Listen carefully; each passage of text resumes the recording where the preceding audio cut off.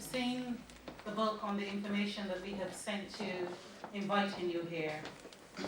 Black for a cause, not just because. And at this point, I will pass you over to our brother Chris, who will share some. You're surprised that I'm passing you something? Oh yes, but he has not turned up yet. So what we're doing is shifting things around slightly. So are you okay with that? Because we could tell a little story here until, yeah? All right, you're ready. So go for it. Ladies and family, may I just ask you to welcome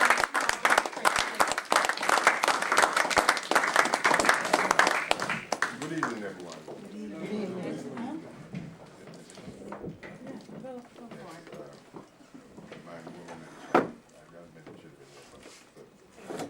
I can't hear you. You can. Hey, can you hear me? Yeah. No, I can't. Can't hear. Through the mic it doesn't sound like. Yeah, it's on. It's on. Test it. Yeah. Okay. Okay, something like that. All right. My name is, well, I sometimes say my slave name is Sterling Chris. I've known the True family for a very long time. I've known Winston for a very long time. We were together in the organization in the 70s, late 60s, early 70s.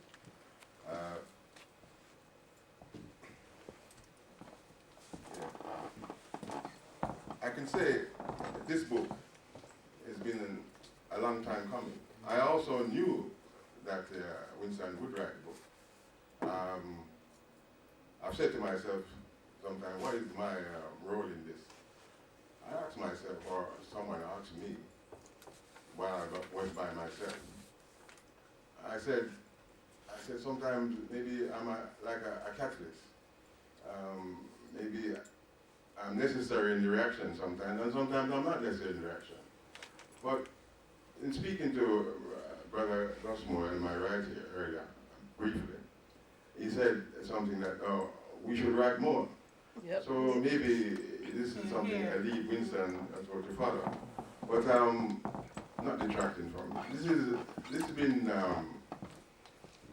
like I said, a long time coming, and I also knew he would write a book. I would like to think that I made myself available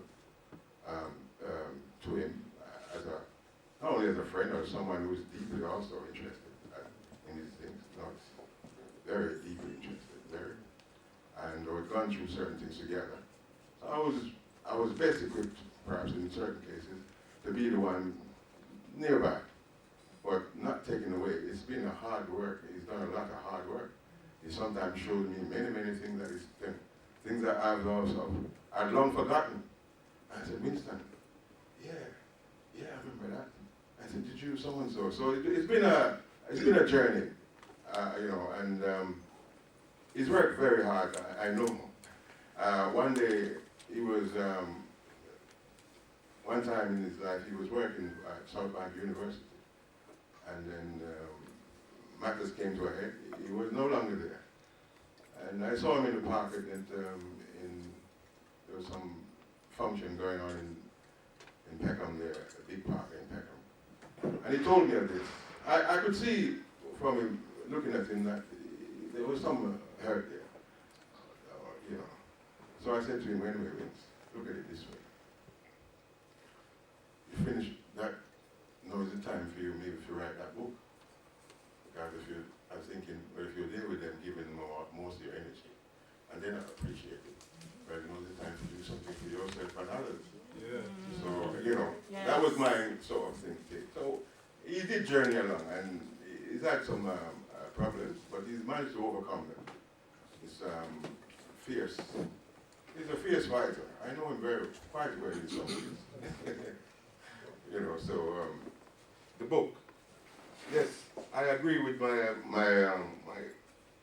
Cecil, brother here, Cecil Gutzmore, that there's not much has been written about the period of the 70s and the struggles that, or the activities that many of us took part in. And not much has been written from our point of view as Sister Jackie had mentioned that most times the things are written from the hunter's point of view and not the one being hunted. But today we have something written by the hunted. And that night we were hunted in no uncertain terms. But then again, we were serious. We were young, but we were serious and dedicated. And what we said, we meant it. And we are prepared for circumstances like this, even what happened at the troop station in 1972 in March, I believe it was the 16th of March. We were, in some way, we were prepared. And the fact that I managed to get away from them at the station and run away. It wasn't because I was running because I wasn't going to fight. I was fighting. But we had done some things and we said, look, in circumstances, if one of us was to get so someone should go and raise the alarm. So, you know, that was part of the plan. It wasn't sort of a cowardly act or anything, you know. Like I said, we were prepared in many ways. Politically, I think they underestimated us. We were young men, and they thought we were just thugs, pickpockets. You know, they know this kind of stereotype they put in us. But we showed them in the Old Bailey that we weren't thugs. At the same time, we weren't common criminals, and at the same time, we were capable, more than capable of speaking for ourselves. And that caused them a dilemma. As you read the book, you will see Winston have illustrated some of these points quite brilliantly. He's always been inclined for certain things, and I've always, you know, we've been together in the organization with the propaganda department, so I'm familiar. And like I said before, I knew this book would be coming, and it's welcome. Like I said to you, yeah, whatever it gets, or whatever plaudits, or whatever he deserves it. And I stopped by him today, and I saw a picture of his mother.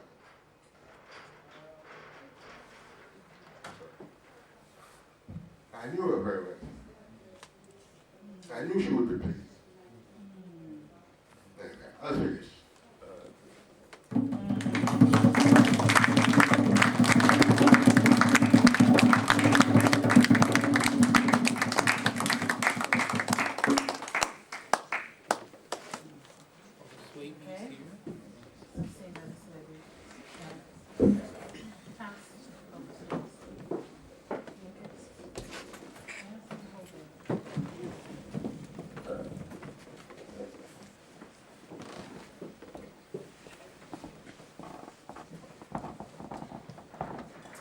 If I ask you to put your hands together again for Brother Chris, please.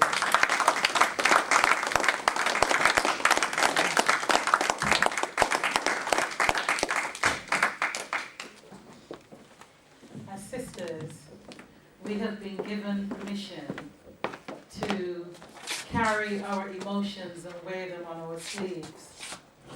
And when we're touched by emotions as women, you know, it's okay for us to do that.